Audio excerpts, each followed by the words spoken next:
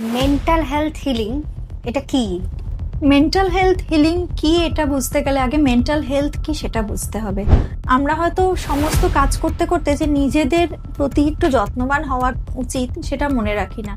আমি যতক্ষণ না নিজে অ্যাকসেপ্ট করতে পারবো যে আমার মানসিক স্বাস্থ্য ঠিক নেই, ততক্ষণ কিন্তু আমার সেই প্রসেসটা স্টার্ট হবে না। বা ব্রিদিং এক্সারসাইজটা যেরকম খুব ইম্পর্টেন্ট। প্রচণ্ড একটা নেগেটিভ ফিলিং যাদের মধ্যে থাকে বা সেটাকে ওভারকাম করতে পারছে না, তাদের কিন্তু এটাতে খুব কাজ হয়। সকালে উঠতে ইচ্ছা করছে না, প্রচণ্ড ল্যাথার্জিক লাগছে, বা সারাদিনেও কোনো এনার্জি পাচ্ছি না কাজের, বা কেউ কিছু বললেই হয়তো মনটা খুব বিরক্ত হচ্ছি আমরা, বা খুব বিচ্ছিরিভাবে রিয়্যাক্ট করে ফেলছি, মনটাই কিছু ক্ষেত্রে ভালো লাগছে না, কোনো কাজে এনার্জি পাচ্ছি না। লাইফস্টাইল চেঞ্জ, যেই লাইফস্টাইলে আমি আছি সেখানে হয়তো আমার কোনো একটা অ্যাংজাইটির হয়েছে।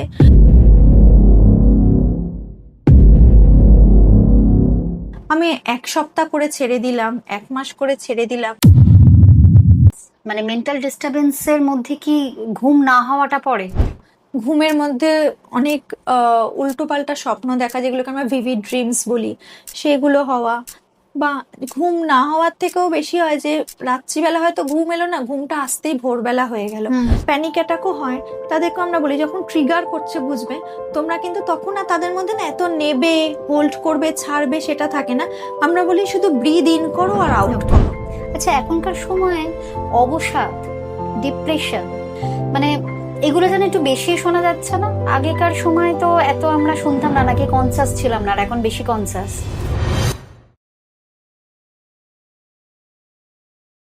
নমস্কার, পাপিয়া ভার্সে আপনাদের সকলকে স্বাগত। আমাদের শরীরের যত্নের যতটা প্রয়োজন, ততটাই যত্নের প্রয়োজন মনেরও। কিছুই ভালো লাগছে না, একটুতেই মন খারাপ, এই বিষয়গুলো বেশি দিন চললে একসময় এটা মানসিক অসুস্থতার কারণ হতে পারে। আজকের পর্বে আমরা আলোচনা করব মেন্টাল হেলথ হিলিংয়ের ওপর। আজকে আমাদের সঙ্গে রয়েছেন সাইকোলজিস্ট কাউন্সেলর সুমনা সেনগুপ্তা। সুমনা, আপনাকে স্বাগত পাপিয়া ভার্সে। ধন্যবাদ। আজকে আমরা মেন্টাল হেলথ, সেটা হিলিং, সেটাকে কিভাবে আমরা পজিটিভ রাখতে পারি সেগুলো নিয়ে আলোচনা করতে চাইব। আমি প্রথমেই যদি জিজ্ঞেস করি যে মেন্টাল হেলথ হিলিং এটা কি? মেন্টাল হেলথ হিলিং কি এটা বুঝতে গেলে আগে মেন্টাল হেলথ কি সেটা বুঝতে হবে। মেন্টাল হেলথের বাংলা কথা মানসিক স্বাস্থ্য। দেখুন, আমরা স্বাস্থ্য বলতে এখন অবধি মূলত শারীরিক স্বাস্থ্যের কথাই বলে থাকি। যে আমাদের শরীর ভালো না এবং শরীরে যদি কোনো অসুবিধা হয় আমরা হয়তো সেইটার নিরাময়ের জন্য ডক্টরের কাছে যাই, ওষুধ খাই, যা যা ট্রিটমেন্ট করার করি। কিন্তু শরীরের সাথে যেটা ওতপ্রোতভাবে জড়িত সেটা হচ্ছে মন। মনেরও কিন্তু আলাদা স্বাস্থ্য হয়, যেটা মানসিক স্বাস্থ্য। এবং শরীর ভালো না থাকলে যেরকম মন ভালো থাকে না, ঠিক একইভাবে মন যদি কোনো কারণে খারাপ হয় বা মনের যদি কোনো অসুখ হয়, সেই ক্ষেত্রে কিন্তু শরীরও ভালো থাকে না। এবং মেন্টাল হেলথ হিলিং তখনই আসছে কথাটা যখন মনের কোনো অসুখ হচ্ছে, মনের কোনো ক্ষত হচ্ছে। হিলিং বলতে আমরা কি বুঝি? যে কোনো ক্ষত বা যে কোনো একটা অসুবিধা যেটা নিরাময় দরকার। এক্ষেত্রে মনের কোনো অসুবিধা বা মনের কোনো অসুখ হলে বা মনের কোনো সমস্যা তৈরি হলে সেই ক্ষেত্রে নিরাময়ের কথাই বলা হচ্ছে। প্রথমেই বলার দরকার যে prevention is better than cure. আমার মনের অসুখ করবে তারপরে গিয়ে আমি মনের যত্ন নেব, তার থেকে আগেই যদি আমরা একটু মনের যত্ন নিই। যেরকম দেখুন, শারীরিক যত্ন আমরা ছোটবেলা থেকে কম বেশি সবাই জানি, কতটা খাওয়া উচিত, কতটা ঘুমানো উচিত। এবং সেই একইভাবে মনের কথা কি আমরা সবাই ততটা মানে জানি বা অ্যাওয়্যার যে মনেরও আলাদা করে যত্ন নেওয়া যায়। এবার আমি আসছি মনের যেই হিলিংটা, যে মেন্টাল হেলথের হিলিংটা, সেটা কি? দেখুন, মেন্টাল হেলথ হিলিং কিন্তু একদিনে বা একটা স্ট্রেট লাইনে সম্ভব না, এটা একটা প্রসেস। প্রথমে যার মেন্টাল হেলথ হিলিং এর কথা হচ্ছে তাকে অ্যাকসেপ্ট করতে হবে, তাকে অ্যাকনলেজ করতে হবে ফার্স্ট যে হ্যাঁ আমার একটা সমস্যা হচ্ছে। সেকেন্ড, সে অ্যাকসেপ্ট করবে যে সমস্যাটা আমার হচ্ছে, এটা আমাকে মানতে হবে। এবং তারপরে তার যে প্রসেসে যাবে, তার যে মেন্টাল হেলথ হিলিংয়ের জন্য যা যা প্রসিডিওরগুলো আছে, সেই জন্য সে হয়তো কোনো প্রফেশনাল হেল্পও নিতে পারে, বা প্রথমেই তো আমরা প্রফেশনাল হেল্পে যাই না, আমরা নিজেরা চেষ্টা করি কিভাবে সেটা সম্ভব।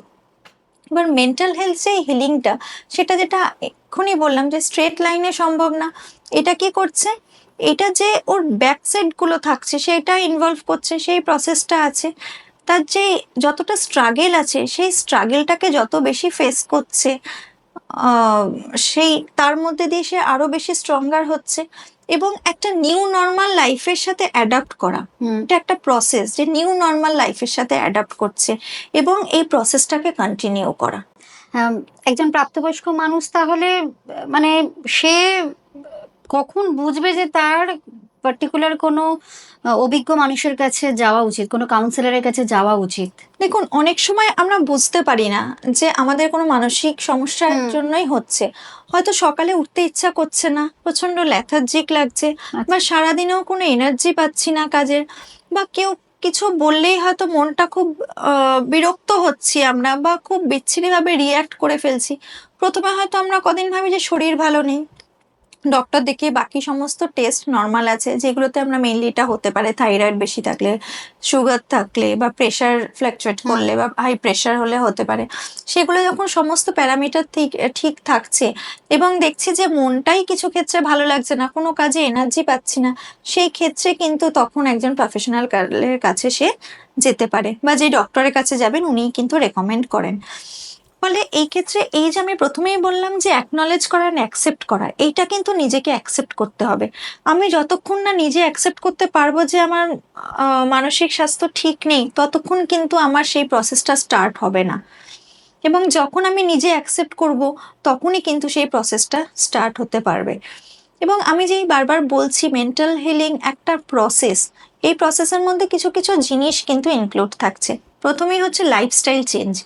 যেই লাইফস্টাইলে আমি আছি সেখানে হয়তো আমার কোনো একটা অ্যাংজাইটির হয়েছে, বা কিছুর জন্য আমার কোনো অ্যাংজাইটি ট্রিগার করেছে, বা কোনো একটা ট্রমা হয়েছে, বা কোনো একটা আনপ্লেজেন্ট ঘটনা ঘটেছে, বা কিছু একটা যেটা হচ্ছে যে আনকমফোর্টেবল কোনো একটা সিচুয়েশন হয়েছে, যে কোনো জিনিসের জন্যই আমার এই সমস্যাটা শুরু হয়েছে। ফলে সেটাকে আইডেন্টিফাই করা এবং একটা লাইফস্টাইল চেঞ্জ করা, যে আমি আগে যেভাবে চলছিলাম এখন তার থেকে একটু হেলদি লাইফস্টাইলে আমার যেতে হবে। আগের হয়তো আমার কিছু যেগুলো করছিলাম সেগুলো কোনো রুটিন ছিল না, তো এই যে আমি বললাম নিউ নর্মাল লাইফে হয়তো আমি একটা রুটিন সেট করলাম, যার মধ্যে কিন্তু অনেকগুলো জিনিস আবার থাকছে। তার মধ্যে আর একটা থাকছে হচ্ছে সেলফ কেয়ার। দেখুন, আমরা হয়তো সমস্ত কাজ করতে করতে যে নিজেদের প্রতি একটু যত্নবান হওয়া উচিত সেটা মনে রাখি না। যেরকম যে কোনো বিউটিশিয়ান বা যারা স্কিন ট্রিটমেন্টে থাকেন বলেন ওনারা যে প্রত্যেকদিন একটু স্কিন কেয়ারটা দরকার।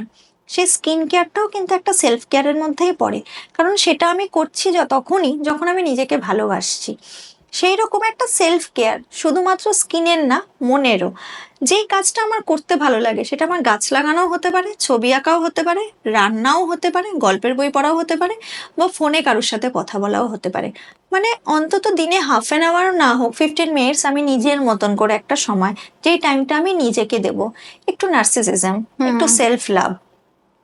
তারপরে যেটা হচ্ছে যে আমার যে জিনিসটাতে সমস্যা তৈরি হয়েছিল সেই জিনিসটাকে আবার রিবিল্ড করা, একটু একটু করে দেখা যে আমি সেটাকে এখন ফেস করতে পারছি কিনা। এই যদি আমি জেনে যাই যে আমার সমস্যার কারণটা কি, এবং আমি যে নতুন নর্মাল একটা লাইফ শুরু করেছি সেইটার মধ্যে সেই পুরানো যেই জিনিসটা ট্রিগার করেছিল সেটাকে রিবিল্ড করি এবং সেটাকে ফেস করি, তাহলে কিন্তু আমাকে আগের থেকে অনেক বেশি স্ট্রং বানিয়ে দেবে। এবং থার্ড হচ্ছে কি, এই পুরো জিনিসটাতে হ্যাবিচুয়েটেড হওয়া। আমি 1 সপ্তাহ করে ছেড়ে দিলাম, 1 মাস করে ছেড়ে দিলাম, আমি ভাববো আমার মেন্টাল হেলথ হিলিং হয়ে গেছে, একদমই না। এটাকে কিন্তু কন্টিনিউ করতে হবে। মানে মেন্টাল ডিস্টারবেন্সের মধ্যে কি ঘুম না হওয়াটা পড়ে? ডেফিনেটলি পড়ে।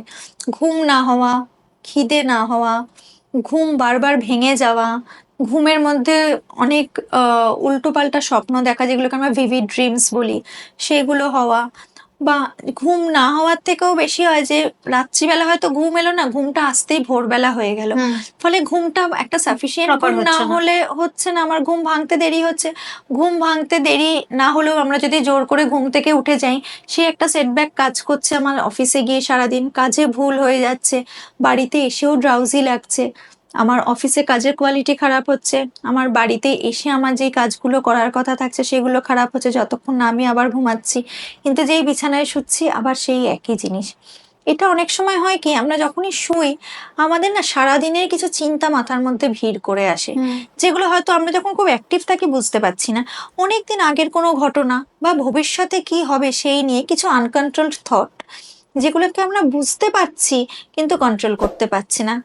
যেন সব লাইন দিয়ে বাঁধা আছে, একটাকে টানলেই একটার থেকে আরেকটা চলে আসছে, এবং সেই আনকন্ট্রোলড থটের তো কোনো শেষ নেই। ফলে সেই থটগুলো যখনই মাথার মধ্যে আসছে আমরা ওটাকে ওভারকাম করতে পারছি না, আমাদের ঘুমাতে দেরি হচ্ছে। এক্ষেত্রে আমরা বলি যে যদি এক্সট্রিম লেভেলে যায় সেক্ষেত্রে হয়তো সাইকিয়াট্রিস্টকে দেখিয়ে অল্প কিছু মেডিকেশনের দরকার হয়। আর তার আগে অবধি যদি আমরা কিছু রেগুলার এক্সারসাইজ করি, বা ব্রিদিং এক্সারসাইজটা যেরকম খুব ইম্পর্টেন্ট, হ্যাঁ, প্রত্যেক দিন যদি কেউ ব্রিদিং এক্সারসাইজ করে, সেটা ব্রিদ ইন করা একটা সার্টেন টাইমে কয়েক সেকেন্ড ধরে হোল্ড করা, এবং সেটা আস্তে আস্তে ব্রিদ আউট করা, মানে সেটা রিলিজ কাউন্টিং করা, করে। সেটা কাউন্টিং আচ্ছা, করে। কাউন্টিংটা এখন কিরকম দেখবেন ইউটিউবে প্রচুর ব্রিদিং এক্সারসাইজের মিউজিক পাওয়া যায়, সেটাকে চালিয়ে নিয়েও করতে পারেন। বা মনে মনে যদি 5 সেকেন্ড গুনেন, হ্যাঁ, যখন আমরা নিঃশ্বাসটা টানছি আমি তো 1 2 করে গুনতে পারছি না, যদি আমি এরকম করে কাউন্ট করি, ঠিক আছে, আমি 5 সেকেন্ডস ব্রিদ ইন করছি, আমি 5 সেকেন্ডস হোল্ড করছি, যখন আমি রিলিজ করছি সেটা 7 to 8 সেকেন্ডস ধরে, মানে খুব আস্তে আস্তে রিলিজ করছি। আমার পেশেন্টদেরকে আমি বলি, যখনই তুমি ব্রিথ ইন করছো তখন জানবেন যত পজিটিভ জিনিস আছে, যত চারদিকের পজিটিভ ভাইবস আছে তুমি নিজের মধ্যে নিচ্ছ, সেই ভাইবসগুলোকে রাখছো, এবং যখন তুমি এক্সেল করছো যত তোমার ভিতরে নেগেটিভ ভাইবস সেগুলোকে তুমি বার করে দিচ্ছ। তুমি পজিটিভ ভাইবসকে নিচ্ছ, স্টোর করছো, এবং নেগেটিভ ভাইবসকে কিন্তু তুমি বার করে দিচ্ছ। আর থট প্রসেসটা ওটা থাকতে হবে। থট প্রসেসটা এইটা থাকতে হবে। এই যে প্রচন্ড একটা নেগেটিভ ফিলিং যাদের মধ্যে থাকে, বা সেটাকে ওভারকাম করতে পারছে না, তাদের কিন্তু এটাতে খুব কাজ হয়। এবং এই ব্রিদিং এক্সারসাইজটা না, মানে আপনি যে কোনো জায়গায় তো করতে পারবেন, এটার জন্য আলাদা করে বসার কোনো একটা পার্টিকুলার পশ্চারে করতে হবে সেরকম ব্যাপার নেই। অনেক সময় যাদের প্যানিক অ্যাটাকও হয় তাদেরকে আমরা বলি যখন ট্রিগার করছে বুঝবে, তোমরা কিন্তু তখন আর তাদের মধ্যে না এত নেবে, হোল্ড করবে, ছাড়বে সেটা থাকে না। আমরা বলি শুধু ব্রিদ ইন করো আর আউট করো, তাতেও কিন্তু এই জিনিসটাকে আটকানো যায়। এবং এই ব্রিদিং এক্সারসাইজ যদি রেগুলার কেউ করেন, এটা একদম আপনার প্র্যাকটিস হয়ে যাবে, এবং আপনি দেখবেন এই যে অ্যাংজাইটি হওয়ার ফলে যেই প্যালপিটেশন হচ্ছে, বা হাত পা কাঁপছে, বা গলা শুকিয়ে যাচ্ছে, এই জিনিসগুলোও কিন্তু কমে যায়। আচ্ছা, এখনকার সময়ে অবসাদ, ডিপ্রেশন, মানে এগুলো যেন একটু বেশি শোনা যাচ্ছে না? আগেকার সময় তো এত আমরা শুনতাম না, নাকি কনসাস ছিলাম না, আর এখন বেশি কনসাস? দেখুন, দুটোই। আচ্ছা। আগেকার সময়ে অবসাদ বা ডিপ্রেশন ছিল, কিন্তু সেগুলো হয়তো আমরা এত খোলামেলা আলোচনা করতে পারতাম না, রাদার করতাম না, জানতামই না যে ডিপ্রেশনের জন্য এত কিছু হতে পারে। ডিপ্রেশনটাকে তো অনেক সময় আমরা মনের অসুখকে তো রাজার অসুখও বলতাম, যে কোনো কাজ নেই বলে ওর মনের অসুখ, ওর তো আর কোনো অসুবিধা নেই, কি করবে, এটা ওর বিলাসিতা, মন খারাপ করে থাকা। তো সেই জায়গাটা থেকে যাই হোক আমরা অনেকটাই ওভারকাম করেছি। এখন মনের অসুখ হলে আগে যেরকম কাউন্সিলিং এর জন্য গেলেও লুকিয়ে লুকিয়ে যেতে হতো, এখন বলেই যাওয়া যায়, বা সব জায়গায় কিন্তু কাউন্সিলিং করানোর জন্য একটা প্রভিশন রাখা হয়েছে, ম্যাক্সিমাম আইটি সেক্টরে এবং স্কুলগুলোতে তো আছেই। তো এই এক তো হচ্ছে আমরা আগে হয়তো এতটা অ্যাওয়্যার ছিলাম না, আরেকটা হচ্ছে আমাদের এত কম্পিটিশন না এখন লাইফে, এবং এত এক্সপেকটেশন, সেই জন্যও কিন্তু আমাদের এত স্ট্রেস বাড়ছে। দেখুন, আমি প্রথমেই ডিপ্রেশনটা বলবো না, কারণ ডিপ্রেশনটা কিন্তু একটা মেডিকেল টার্ম। আমরা আজকাল মন খারাপ মানে ডিপ্রেশন ভাবি, কিন্তু মন খারাপ আর ডিপ্রেশন কিন্তু এক না। মন খারাপ তো আমার হবেই, সব জিনিস জীবনে মন ভালো করার মতন ঘটবে না তো। এক্স্যাক্টলি। মন খারাপ থাকলে তবেই তো আমি মন ভালো করার আনন্দটা পাবো। কিন্তু আমরা মন খারাপ আর ডিপ্রেশন এই দুটোকে সিমিলার একদম ওয়ার্ড ভেবে নিয়েছি, কিন্তু ডিপ্রেশনটা কিন্তু হচ্ছে একটা মেডিকেল টার্ম। এটা অনেক দিনের একটা মন খারাপ, যার থেকে সে পারছে না, সে রিকভার করতে পারছে না, সেটা হ্যান্ডেল করতে পারছে না, তার ডেইলি লাইফে এফেক্ট করছে, তার শরীরে এফেক্ট পড়ছে এবং তার সমস্ত যত রিলেশনশিপ আছে তার ইন্টারপার্সোনাল এবং ইন্ট্রাপার্সোনাল রিলেশনশিপে এফেক্ট ফেলছে, সেটাকে তখন বলা হচ্ছে, হয়তো সেটা সাইকিয়াট্রিস্ট বা সাইকোলজিস্টের কাছে গেলে সেখানে ডিফাইন করা হচ্ছে ডিপ্রেশন বলে। তো মন খারাপ মানেই কিন্তু ডিপ্রেশন না। আর এত স্ট্রেস এবং এত কম্পিটিশন, আমরা সবাই ভাবি যে আমরা বেস্টটা দেব এবং আমাদের সাথেও যেটা হবে সেটা বেস্ট হবে। তো বেস্ট যদি হয় তাহলে তো আর সবাই যদি আমরা বেস্টটাকেই অ্যাচিভ করি তাহলে তো মাঝামাঝি কিছু থাকছে না। তো সেই ক্ষেত্রে দেখুন আমাদের কিছু তো থাকে যেখানে আমরা যেটা চাইছি সেটা পাচ্ছি না, এবং এই যেটা চাইবো সেটা যে পাচ্ছি না সেটার সাথেও কিভাবে কোপ আপ করবো সেটাও কিন্তু একটা স্ট্র্যাটেজি, সেটাও একটা স্কিল, সেটাও কিন্তু আমাদের ছোট থেকে শেখা উচিত। ফলে কি যে কোনো আমরা যত খেলাধুলার মাধ্যমে যুক্ত থাকবো তত এই যে স্পোর্টসম্যান স্পিরিট আমরা যেটা বলছি, যে হেরে গেলেও হারটাকে হারের মতন করে নাও, হেরে গেলেও তার মধ্যে থেকে দেখো কি কি শেখার আছে, এটা কিন্তু আমরা এখন মানতে পারছি না। এই যে failure is the pillar of success এই কথাটা আছে, এই কথাটা তো একদিনে হয়নি বা একটা ঘটনা থেকে হয়নি। সেই ফেলিয়ার যে হয়েছিল সেখান থেকে কিন্তু তুমি জানতে পারছো তুমি ফেল কেন করেছিলে, সেই জায়গাটা তোমাকে জীবনে সুযোগ এনে দিচ্ছে। ওই জায়গাটাকে নিয়ে দেখো ভালো করে, জায়গাটাকে নার্চার করো এবং ইমপ্রুভ করো। তো এই একটা কিছু না পেলেই যে আমাদের এত মন খারাপ, আমরা শকে চলে যাই, তার থেকে বেশি যে আমরা আর কিভাবে এই জায়গাটা অ্যাচিভ করতে পারি বা ওইটা ছাড়া অন্য কিভাবে আছে যেটা আমার ড্রিমটাকে ওই লেভেলে নিতে পারবে, সেইভাবে নিজেকে তৈরি করতে হবে। এবং এই যদি মন খারাপও হয় সেই মন খারাপ থেকে বেরিয়ে আসবো কিভাবে। আজকাল আমাদের বন্ধু বান্ধবের সংখ্যা খুব কমে যাচ্ছে, আমরা এত স্ক্রিন বেসড হয়ে যাচ্ছে না সবকিছু, ফলে এই যে মন খারাপটা শেয়ার করব সেই জায়গাগুলোও কিন্তু আমরা পাই না, বা শেয়ার করব যার সাথে করব সে কতটা ট্রাস্টওয়ার্দি, তাকে কতটা বিশ্বাস করতে পারবো সেই জায়গাটাও কিন্তু পাওয়া যায় না। ফলে একটা হেলদি কোনো বন্ডিং যে বাইরের কারোর সাথে সেইটা যদি থাকে, যার সাথে আমি শেয়ার করতে পারছি, আমার 100 জনের দরকার নেই, আমার একজন কি দুজন হলেই হবে, কিন্তু সেই দুজন যাতে আমার সমস্ত কিছু জানতে পারে বা আমি যাতে শেয়ার করতে পারি, তারা অ্যাটলিস্ট শুনবে। আজকাল কথা শোনার লোক তো পাওয়া যায় না, সবাই কথা বলবে। তো আমাদের কাউন্সেলিং এর প্রথমেই যেটা করি সেটা হচ্ছে কথা শুনি আমরা তাকে অ্যালাউ করি বলতে, তার যা যা ফিলিং আছে। যখনই সে কথা বলে বেরোয় না, আমি হয়তো প্রথম দিন এমন তাকে কিছুই আলাদা করে বললাম না, কিন্তু এসে বলবে কি আগের দিনের থাকে না আমি অনেকটা ভালো আছি, শুধু আমার এখন এই সমস্যাগুলো হচ্ছে। এই যে ওনার কথা শুনেছে কেউ এবং ওনার কথাটা মন দিয়ে শুনেছে এবং বোঝার চেষ্টা করেছে, এইটাতেই এই যে আমার পাশে কেউ একটা আছে যে আমাকে শুনছে, এটাতেই কিন্তু মানুষ অর্ধেক সুস্থ হয়ে যায়। আচ্ছা, একটু কম্পিটিশন কথাটা অনেকবার এলো, যেটা খুব স্বাভাবিক আমাদের জীবনে এখন। তো প্রথমেই যেটা কেরিয়ারে খুব বেশি রকম কম্পিটিশন থাকে, সেটা হয়তো হেলদি কম্পিটিশন, কখনো কখনো কখনো কখনো আবার সেটা খুব নেগেটিভ ইম্প্যাক্ট আসে। হয়তো প্রচুর হার্ডওয়ার্ক করছি কিন্তু দেখা গেল সেই অনুযায়ী প্রমোশন হলো না, বা পাশের কালিক সেই লেভেলে হয়তো হার্ডওয়ার্ক না করলেও তার প্রমোশনটা হচ্ছে, এরকম অনেক সময় অনেক রকম সিচুয়েশন আমরা ফেস করি। তো সেক্ষেত্রে মানে সেই সময়গুলো এগুলো তো থাকবে, সবটা তো আমার মনের মতো হবে না বা আমার হাতেও নেই সিচুয়েশনকে কন্ট্রোল করা, কিন্তু আমার ভাবনা চিন্তার কি পরিবর্তন আমি করতে পারি যাতে এরকম সিচুয়েশন এলেও আমি ভেঙে পড়বো না। আচ্ছা, আমরা একটা এক্সপেকটেশন তো তৈরি হয় আমাদের কি ক্যাপাবিলিটি বা আমাদের পারফরমেন্স তার উপর। এবার দেখুন অনেকেই আছে যারা কিন্তু খুব ভালো পড়াশোনায়, প্রচন্ড মেধাবী, খুব ভালো পড়াশোনায়, কিন্তু তাদেরকে আমরা আজকে চিনিই না।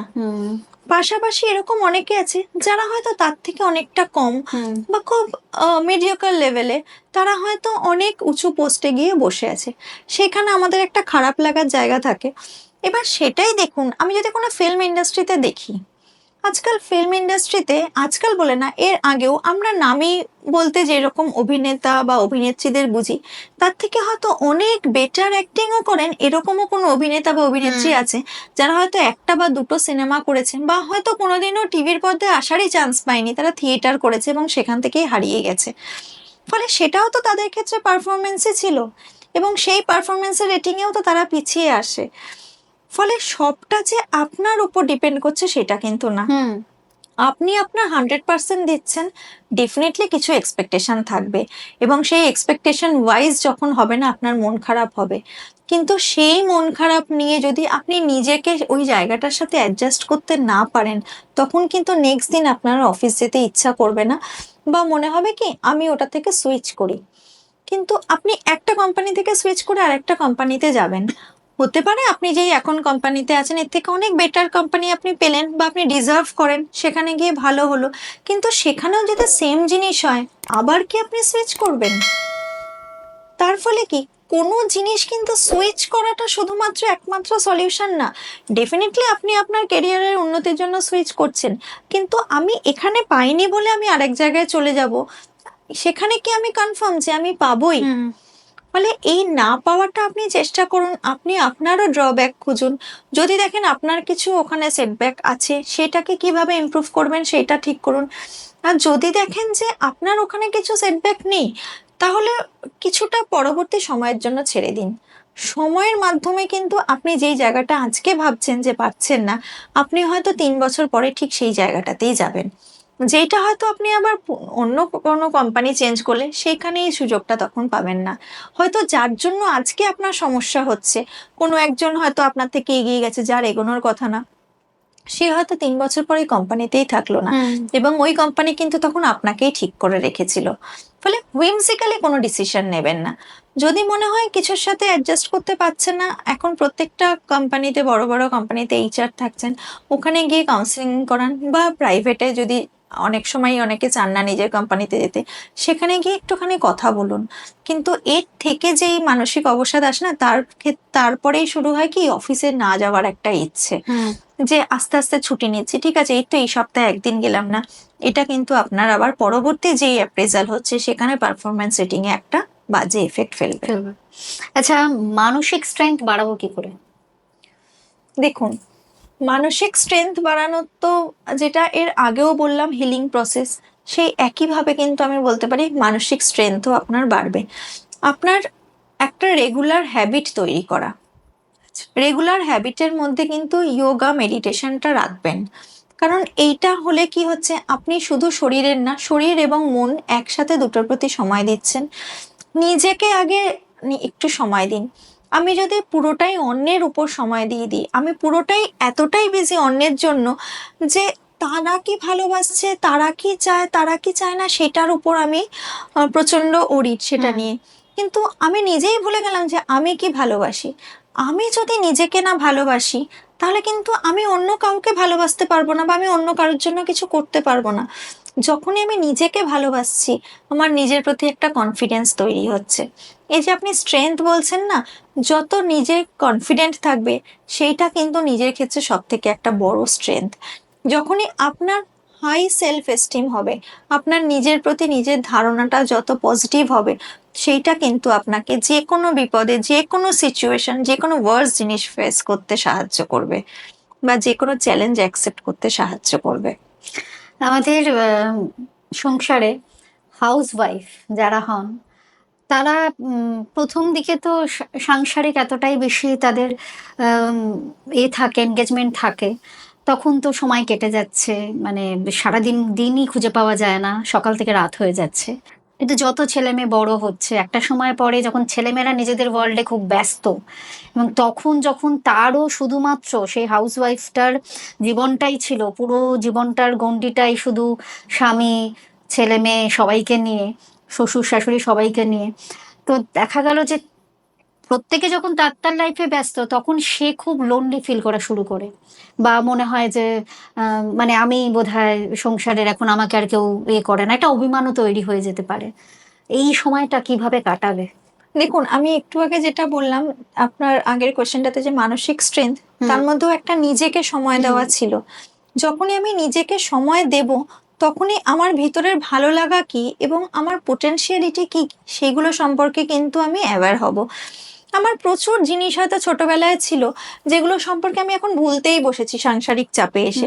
হয়তো আমি খুব ভালো ছবি আঁকতাম, বা হয়তো আমি খুব ভালো সেলাই করতাম, বা আমি খুব ভালো কোনো ইনস্ট্রুমেন্ট প্লে করতাম, সেই জিনিসগুলো কিন্তু বহু বছর হয়ে গেছে আর হাত দিয়েই দেখা হয় না, রাদার আমি ভুলেই গেছি, মনেই ছিল না।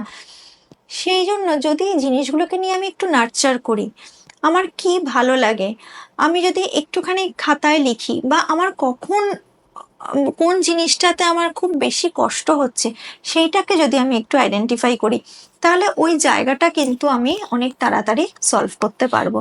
এবং প্রত্যেকের একটা নিজস্ব জগৎ, এই যে আমি সবার জন্য পুরোটাকে দিয়ে দিলাম, ফলে আমি নিজের জন্য কিছু রাখলাম না, সেটাই আমি বলছিলাম যে একটা সেলফ লাভ যদি থাকে, আমি কিন্তু নিজের জন্য কিছু সময় বাঁচিয়ে রাখবো।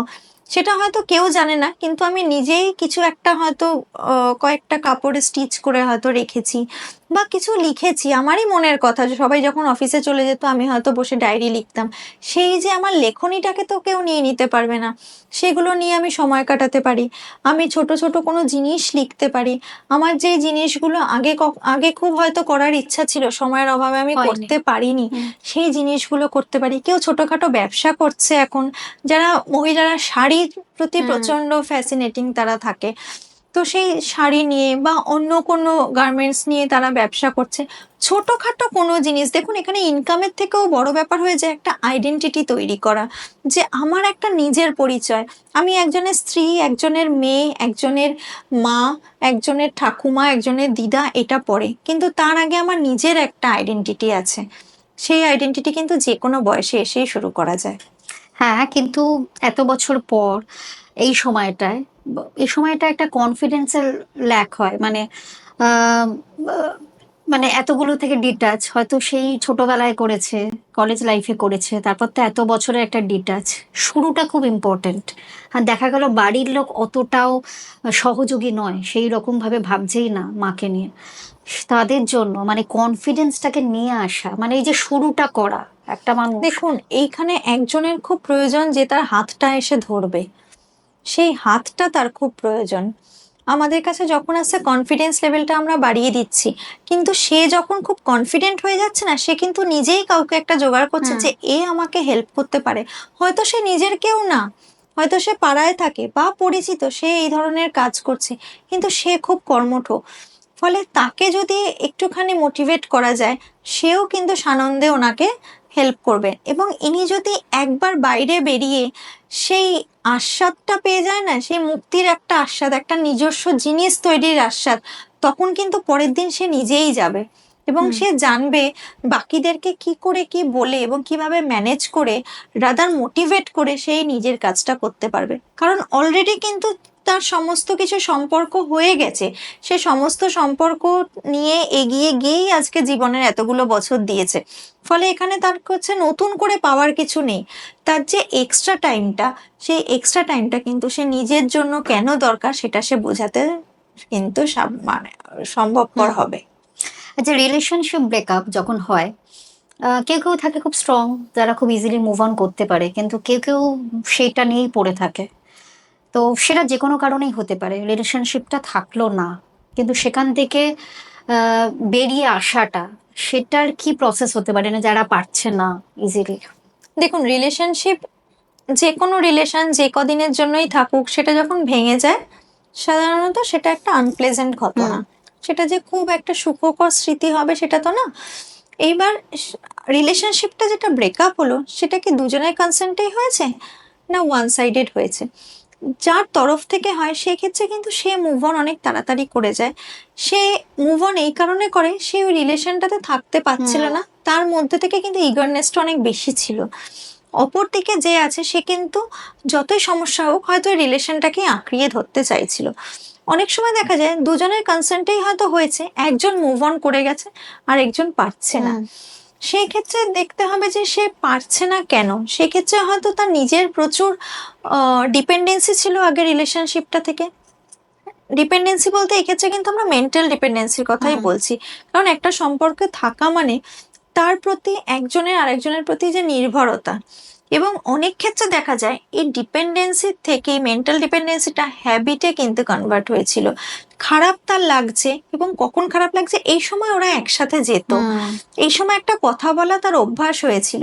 এবার এই যে অভ্যাসের জায়গাগুলো, সেই সময়গুলোকে যদি ওকে একটু অন্য কাজে এনগেজ করে দেওয়া হয়, যে সময়টা কিন্তু পুরো ভ্যাকেন্ট বসে আছে, এই সময় হয়তো 2 ঘন্টা ধরে ওরা ফোনে কথা বলতো, আজকে কিন্তু ফোনটা আর আসছে না, সে কিন্তু ফোনটা নিয়ে বসে আছে, পাগল পাগল লাগে ওই সময়। তো এই 2 ঘন্টায় যদি সে অন্য কোনো একটা কাজ করে, যেটা তারই পছন্দের কাজ হবে, সেটা হতে পারে তার কোনো আর্ন করছে, সেটাও হতে পারে, আবার শুধুমাত্র নিজের মানসিক স্বাস্থ্য ভালো রাখার জন্য কিছু করছে, বা কিছু না করলে যদি সে তার কমপ্লেক্সে গিয়ে হাঁটে বা জিম জয়েন করে, বা যদি সে রান্না ভালোবাসে রান্না করে, যেটা তার নিজের পছন্দ, ওই জিনিসটাকে এনগেজ করা। জাস্ট একটা জিনিস ছিল, সেই জিনিসটা চলে যাওয়াতে ভ্যাকেন্ট হয়েছে, ওই জায়গায় আর একটা জিনিস এসে বিল্ড করা, তাহলে কিন্তু তার আস্তে আস্তে এটার থেকে মুভ অন করতে সুবিধা হবে। আর অনেক সময় রিলেশনশিপ, যেটা একটা টক্সিক রিলেশনশিপ, দেখবেন আমরা আজকাল খুব বলি যে টক্সিক রিলেশনশিপ, সেই টক্সিক রিলেশনশিপের কিন্তু এক্সাক্ট কোনো ডেফিনেশন হয় না। আমার কাছে যেটা টক্সিক মনে হচ্ছে, আরেকজন হয়তো সেইটাই চাইছে, আমি যেটা নিতে পাচ্ছি না। ধরুন আমার যার সাথে রিলেশন, সে আমার প্রতি প্রচন্ড পজিটিভ, মানে আমি কোথায় যাচ্ছি, কার সাথে কথা বলছি, কি কথা বলছি, এইটুকু কথা বলতে 5 মিনিট লাগে না, তাহলে 5 মিনিটে কি কি কথা হলো সে জিজ্ঞাসা করছে, আমি খুব বিরক্ত হচ্ছি, আমার মনে হচ্ছে আমার দম বন্ধ হয়ে আসছে, আমি বেরোতে চাইছি, মনে হচ্ছে টক্সিক রিলেশনশিপ। সেই গিয়ে ধরুন আমার জায়গায় আরেকজন এলো, সে তো সেই একই বিহেভিয়ার তার সাথে করছে, তার হয়তো মনে হচ্ছে আমার প্রতি কি কেয়ারিং, কতটা খেয়াল রাখছে, আমার প্রতি প্রচন্ড ভালোবাসছে, আমাকে আমাকে পুরো পাই টু পাই সব হিসেব চাইছে, প্রচন্ড যত্ন করে, সে কিন্তু ওই রিলেশনটা নিয়ে খুব গদগদ একটা ব্যাপার।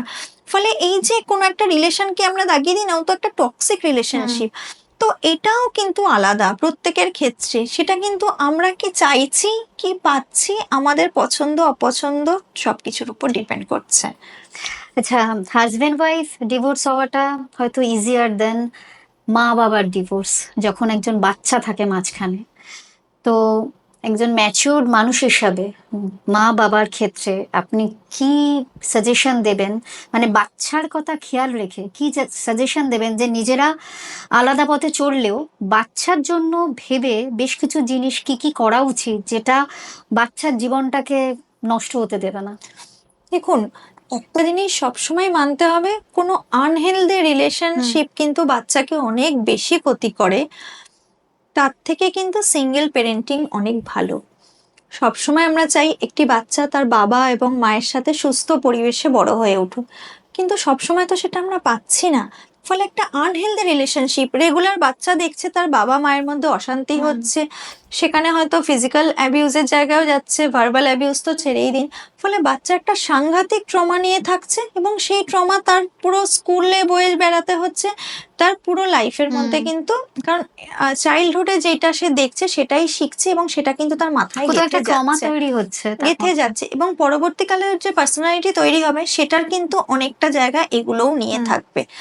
তার থেকে যদি বাবা মা নিজেরা কথা বলে, সেটা মিউচুয়াল ডিভোর্স হোক বা দুজনের মধ্যে যদি যেভাবেই হোক বা সেপারেশন হোক, সেখানে হয়তো সিঙ্গেল প্যারেন্টিং থাকছে, বাচ্চা যে কোনো একজন প্যারেন্টের সাথে থাকছে, সেক্ষেত্রে তারা এই যে তাদের অমতটা, এই যে তাদের আর্গুমেন্টটা যদি বাচ্চার সামনে না করে, দেখুন যখন একই বাড়িতে থাকছে তখন হয়তো আউট অফ কন্ট্রোল হয়ে যাচ্ছে, বাচ্চাকে পাশের বাড়িতে কোথায় পাঠাবে ঝগড়া করার সময়, তারা হয়তো বাড়িতে করে ফেললো বাচ্চার সামনে, কিন্তু যখন আলাদা হচ্ছে তখন সেইটুকু তো কন্ট্রোল করা যায়, কারণ আমরা তো চোখের সামনে সেই মানুষটাকে দেখছি না, যাকে দেখলে আমাদের এই ঝগড়াটা, আমাদের এই যে রাগটা আরো বেশি বাড়ছে। চোখের সামনে যখনই দেখছি না, আমরা কিছুটা টাইম পাচ্ছি, ফলে আমরা তাকে ফোনে হয়তো পরে কথা বলছি, বা দেখছি যখন বাচ্চার সামনে নেই আমরা পরে আলোচনা করছি। এবং যতক্ষণ না বাচ্চার 18 বছর হচ্ছে, কোর্ট থেকেও তো যে কোনো একজনের কাছে থাকে, বাচ্চার কাস্টাডি দেওয়া হয়, এবং সেক্ষেত্রে একটা কোর্ট থেকে বলা থাকে যে সপ্তাহে বা মাসে এই দিন সে অপর যে প্যারেন্ট আছেন উনি গিয়ে বাচ্চার সাথে দেখা করবে। অন্তত সেই সময়টুকু তোমরা খুব হেসে বা একটা খুব ভালোবাসি ভালোবাসি এই কথাটা না বললেও যাতে একটা সুন্দর একটা সুস্থ সম্পর্ক আছে সেইটুকু যদি বাচ্চাটার সামনে রাখা যায়, বাচ্চাটার সামনে অহেতুক ঝামেলা করে বা আগে কি হয়েছিল বা এখন তার প্রত্যেকের ওয়্যার অ্যাবাউটস কি সেইগুলো নিয়ে অনেক কথা ক্ষেত্রে না বলে বাচ্চাকেও উইটনেস করা হয় অদ্ভুত ভাবে, যে Exactly. তোর বাবার ভুল, তোর মায়ের ভুল। এবং এই বাচ্চাকে কিন্তু শুধু উইটনেস করা হয় সেটা না, যার বাচ্চার উপর যখন রাগ হয় তখন তাকে ব্লেম করা হয় যে তোর মা তো এরকম তাই তুই এরকম হয়েছিস, বা তোর বাবা তো এরকম তাই তুই এরকম হয়েছিস। এইটা কিন্তু একটা বাচ্চার ক্ষেত্রে খুব পেইনফুল। সে বাবা মা তো নিজে থেকে চুজ করেনি, সে কিন্তু সব থেকে বেশি এটা সাফার করছে। কারণ একটা বাচ্চার বাবা মায়ের সেপারেশন মানে কিন্তু সেই বাচ্চাটাকে স্কুলে গিয়েও প্রত্যেক দিন এটা ফেস করতে হচ্ছে, রিলেটিভদের বাড়িতে গেলেও ফেস করতে হচ্ছে, বা এই যে অহেতুক একটা সিম্প্যাথি দেখায় না মানুষ, এটা কিন্তু তাদের পক্ষে খুব কষ্টকর। তারা কিন্তু কেউ সিম্প্যাথিটা নিতে চায় না। ফলে এই কথায় হয়তো অনেক দুঃখ কষ্ট থেকেই বেরিয়ে আসে, কিন্তু এই যে কথায় কথায় যে আমরা একটা রেফারেন্স টেনে কথা বলি, সেটা আমার মনে হয় না করাই ভালো। ফলে যখন দুজনে ডিসিশন নিয়ে আপনারা সেপারেট হচ্ছেন বা আপনাদের ডিভোর্স হচ্ছে, তখন অ্যাটলিস্ট বাচ্চার সামনে নিজেদের যেইটুকু সৌজন্যতা বোধ রেখে কথা বলা যায় সেটুকুই করতে পারলে ভালো হয়। আচ্ছা, একজন সাইকোলজিস্ট হিসাবে যদি বলা হয় যে 5টা সাজেশন দিতে মানসিক স্বাস্থ্য ভালো রাখার জন্য, আপনি কি কি বলবেন? একটা হেলদি লাইফ লিড করতে হবে। এবার হেলদি লাইফ লিড করাটা অনেক বড় কথা। ব্যাপার, হ্যাঁ। তার মধ্যে হচ্ছে হেলদি ফুড খেতে হবে, রেগুলার একটু এক্সারসাইজ করতে হবে, যেটা মেন্টাল রিলিফের জন্য কিছু যোগা বা মেডিটেশন করতে হবে, যেটা নিজের ভালো লাগে একটা টাইমে নিজের জন্য টাইম দিতে হবে, সেলফ কেয়ার করতে হবে, এবং বাকি যেগুলো সেগুলো কিন্তু সব রুটিন ওয়াইজ করতে হবে। দেখুন, একদিন আমাদের চিট ডে হতেই পারে, সেটা সানডে হতেই পারে, যে আমরা কোনো রুটিন মানবো না, কিন্তু মানডে টু স্যাটারডে একটা যদি একটা হ্যাবিট যদি গ্রো করা যায়, একটা রুটিন আমরা মেনটেন করব, যে এই সময় উঠবো এবং এই সময় শোবো, তার মাঝে আমার এই কাজগুলো, এক্সেপশনাল ডে বা হলিডে গুলো তো আছেই। তারপর হচ্ছে যে কিছু শেয়ার করা। এই যে অনেক সময় আমরা ভাবি না আমি কাউকে না বলেই ব্যাপারটাকে ম্যানেজ করে নেব, এই শেয়ারিং যত কমে যাচ্ছে তত কিন্তু মানসিক স্বাস্থ্যের অবনতি হচ্ছে। এইবার খুব ইম্পর্টেন্ট যে আপনি কার সাথে শেয়ার করছেন, রাইট পারসন চুজ করে তার সাথে শেয়ার করা। থার্ড হচ্ছে, যদি আপনি বোঝেন যে আপনার কোনো মানসিক সমস্যা হচ্ছে, সেক্ষেত্রে প্রথমেই সেটাকে লুকিয়ে না রেখে, একটা শরীরের জ্বর হলে যেরকম আমরা ডক্টরের কাছে যাই বা কাউকে বলি, যদি আপনি বুঝতে পারেন যে কোথাও কোনো সমস্যা হচ্ছে, সেটাকে আগে নিজে আইডেন্টিফাই করার চেষ্টা করুন। নিজে যখনই আইডেন্টিফাই করবেন আপনি জানবেন প্রত্যেক প্রবলেমের কিন্তু কোনো সলিউশন আছে। সেটাকে আইডেন্টিফাই করা এবং অ্যাকসেপ্ট করুন যে হ্যাঁ, মানসিক স্বাস্থ্য কিন্তু আমারও খারাপ হতে পারে, মানসিক স্বাস্থ্য খারাপ হওয়াটা কোনো দোষের না, স্বাস্থ্য থাকলেই স্বাস্থ্য খারাপ হবে। এবং নিজের যে ভালো লাগার জিনিসগুলো সেগুলোকে উপলব্ধি করুন বা সেগুলোকে রাদার ডিসকভার করুন, বা যেগুলো হারিয়ে গেছিল সেগুলোকে আবার ফিরিয়ে আনার চেষ্টা করুন। এবং ফ্যামিলি, আমরা তো বলি আমাদের মানসিক স্বাস্থ্য অনেকটা ফ্যামিলির উপর ডিপেন্ডেন্ট, তো ফ্যামিলি, ফ্রেন্ড এবং একদম নিয়ারেস্ট অ্যান্ড ডিয়ারেস্ট ওয়ানের সাথে যত আপনি সময় কাটাবেন, কোয়ালিটি টাইম স্পেন্ড করবেন, আপনার কিন্তু ওখানেই একটা কাউন্সিলিং সেশনের সমান হয়ে যাবে। ঠিক, থ্যাংক ইউ সো মাচ, অনেক কিছু জানলাম। Thank you. জীবন একটাই, তাই আমাদের সকলকে চেষ্টা করতে হবে যতটা পজিটিভভাবে আমরা কাটাতে পারি ততটাই নিজের জন্য ভালো। আজকের আলাপচারিতা আপনাদের কেমন লাগলো অবশ্যই জানাবেন, আর এই পজিটিভিটির জন্যই পাপিয়া ভার্সের সাথে অবশ্যই জুড়ে থাকুন সাবস্ক্রাইব করে। দেখা হবে, ভালো থাকবেন।